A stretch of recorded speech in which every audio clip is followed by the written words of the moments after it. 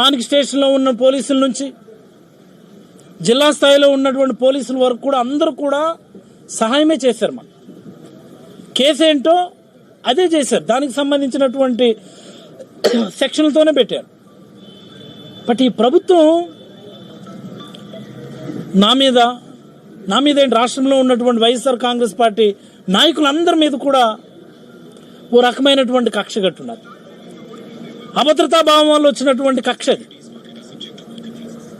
రాజకీయాల్లో తొక్కేసి అనగదొక్కి మళ్ళీ అధికారాన్ని చేజిక్కించుకోవాలన్నటువంటి ఆతృతతో చేస్తున్నటువంటి ఆకృత్యాల్లో భాగంగా జరిగింది ఇది.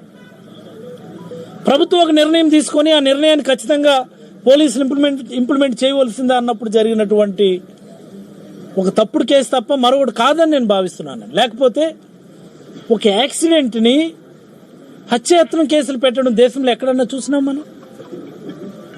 ఇలాంటివి అనేక సందర్భాలు ఉన్నాయి మన జిల్లాలోనే. ఎమ్మెల్యేలు పిల్లలు